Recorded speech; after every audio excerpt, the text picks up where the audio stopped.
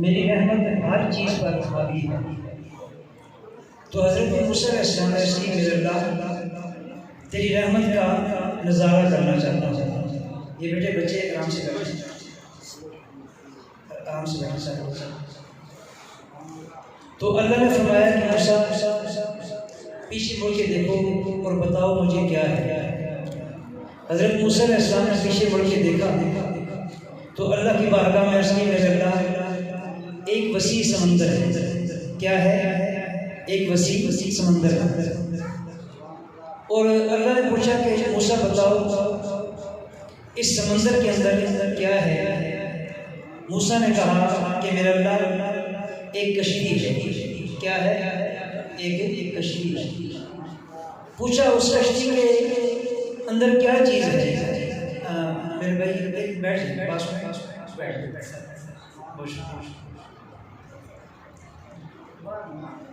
بس ٹھیک ہے، بیٹھ۔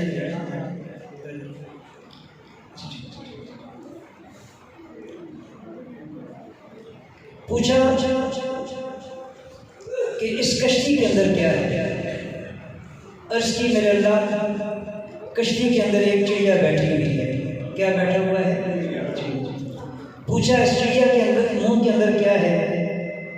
عرض کی میرے اللہ چڑیا کے منہ کے اندر ایک رائی کے برابر ایک گندم کا ایک دانہ ہے۔ اس پر اللہ نے فرمایا کہ موسیٰ یاد رکھ یہ جو ایک دانہ ہے نا گندم کے دانے کے برابر، یہ جو دانہ ہے میری مخلوق کے گناہ ہیں۔ میری مخلوق کے کیا ہیں؟ گناہ ہیں۔ اور فرمایا یہ جو چڑیا ہے یہ میری مخلوق ہے، اور یہ جو کشتی ہے یہ میری کل کائنات ہے۔ اور فرمایا کہ یاد رکھ یہ جو سمندر ہے نا یہ میری رحمت ہے۔ یہ کیا ہے؟ میری رحمت ہے۔ ان رحمتی وسعت کل شیء۔ کیا فرمایا کہ میری رحمت تمام چیزوں پر محیط ہے۔ اور جب حضرت موسیٰ علیہ السلام کا یہ واقعہ حضور نبی اکرم صلی اللہ علیہ وآلہ وسلم صحابہ کرام کو سنا رہے تھے تو صحابہ کرام نے پوچھا کہ یا رسول اللہ کیا اللہ کی رحمت کا مجسم صورت میں ہم نظارہ کر سکتے ہیں؟ اگر کہیں اللہ کی رحمت کو دیکھنا ہو، اس کی زیارت کرنی ہو تو یا رسول اللہ اس کا کیا طریقہ ہے؟ ابھی صحابہ نے یہ سوال کیا، جبریل امین حضور کی بارگاہ میں وحی لے کر نازل ہوئے، اور وہ وحی کیا تھی؟ فرمایا وما ارسلناک الا رحمۃ للعالمین۔ فرمایا لوگو اگر تم میری رحمت کا مجسم صورت میں نظارہ کرنا چاہتے ہو، وہ رحمت جو میری صفت ہے اگر اس کا تم ایک نظارہ کرنا چاہتے ہو تو میرے محبوب کے اخلاقیات کو دیکھو، میرے محبوب کے رویوں کو دیکھو، میرے محبوب کے اٹھنے بیٹھنے کو دیکھو، میرے محبوب کی کمالات کو دیکھو، میرے محبوب کے معجزات کو دیکھو، میرے محبوب کے ہر لمحے کے اندر تمہیں میری رحمت نظر آئے گی۔ کیا نظر آئے گا؟ میری رحمت نظر آئے گی۔ ایک یہودی ہے حضور کی بارگاہ میں حاضر ہوا، حضور نے نماز پڑھائی، سلام پھیرا، اس نے آ کے سارے مقتدیوں کے سامنے، سارے نمازیوں کے سامنے، سارے صحابہ کے سامنے اس نے بڑی سختی سے حضور سے اپنے قرض کا تقاضا کیا۔ حضور خاموش ہیں، وہ آگے بڑھتا ہے، حضور نبی اکرم صلی اللہ علیہ وآلہ وسلم کی مبارک کملی کو کھینچتا ہے زور سے۔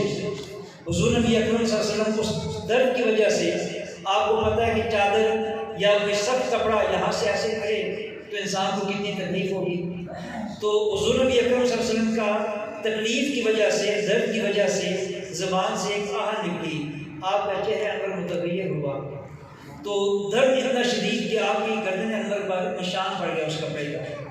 جب صحابہ کرام نے دیکھا کہ یہ حضور کے ساتھ بدتمیزی کر رہا ہے، صحابہ کرام آگے بڑھے اس کو سزا دینے کے لیے، حضور نے سب کو منع کر دیا اور پوچھا کہ اے یہودی قرضہ تو میں نے تیرا دینا ہے، مگر تو یہ بتا تیری یہ جو بدتمیزی ہے اس کا تجھے کیا سزا دی جائے؟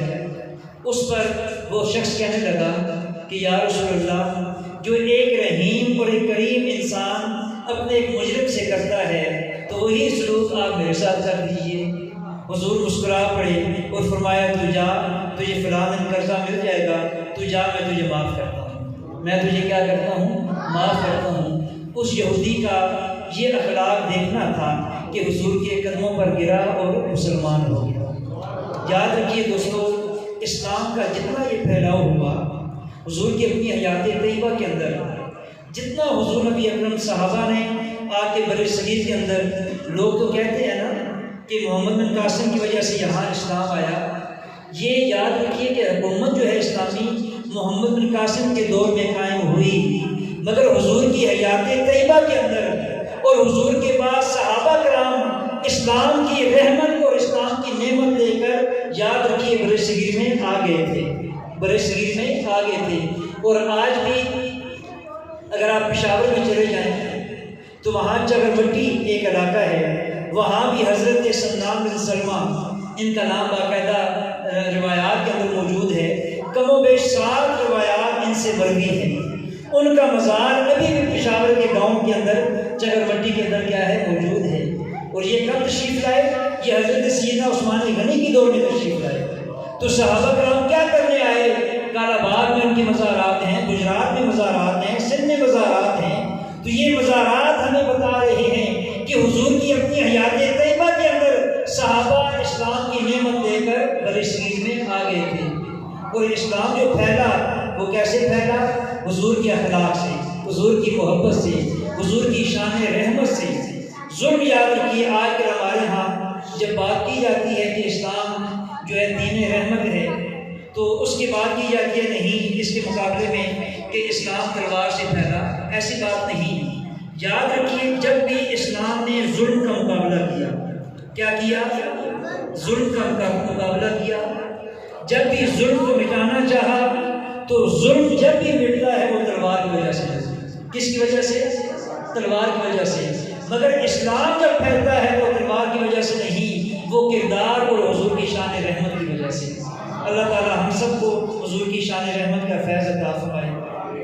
اور آج حضور نبی اکرم صلی اللہ علیہ وسلم کا ایک فرمان اور کہ حضور نے فرمایا کہ جو شخص اپنے کسی گناہ گار بندے کو دے کر، جس نے کوئی اس کے ساتھ ظلم کیا ہو، زیادتی کی ہو، اسے دے کے عاجزی کا اظہار کرے۔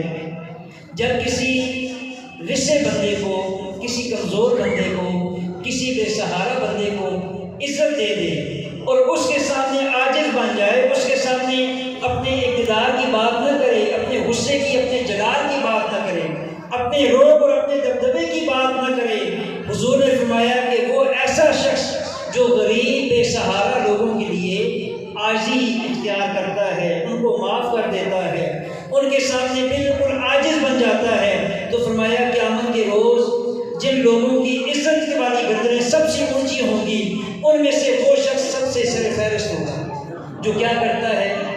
اور آج ہم لوگ ملک مشرق خان صاحب، اللہ ان کے درجات کو بلندیاں عطا فرمائے، جہاں اللہ نے ان کو روب اور دبدبہ عطا کیا، جہاں اللہ نے ان کو جلال عطا کیا، تو میں نے اپنی زندگی کے اندر کئی بار اس بات کا مشاہدہ کیا کہ جب کوئی غریب ان کے ڈیرے پہ چلا جائے، اور بالخصوص جہاں بچیوں کے اجڑنے کی بات ہو، خامن بیوی کی صلح کی بات ہو، جہاں سسرال کی طرف سے بچوں کے ساتھ جاتی ہو، وہاں میں نے ان کو ہاتھ جوڑتے ہوئے ان کے سامنے دیکھا، کیا کیا۔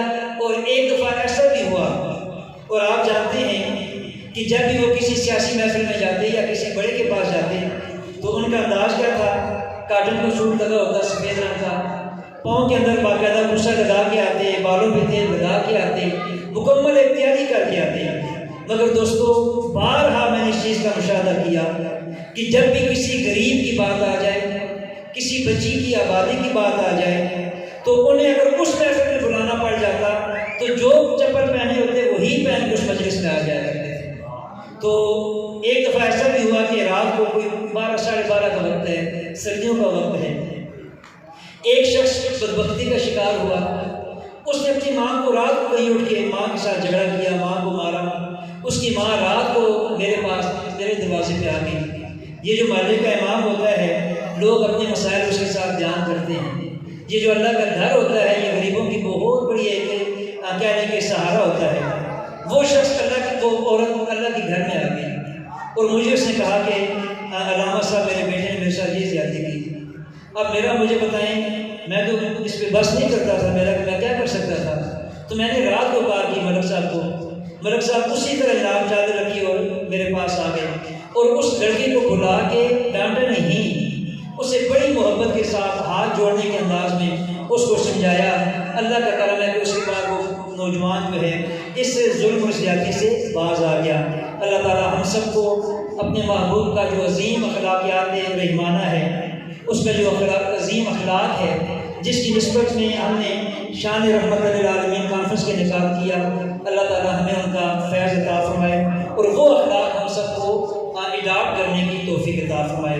وما علینا الا البلاغ المبین۔ ابھی انشاء اللہ ختم شریف کی صورت میں آج ہم یہ بھی تحفہ، جہاں ان کے پوتے نے ملک حبیب اللہ، اس کا بنایا مکمل ہوا۔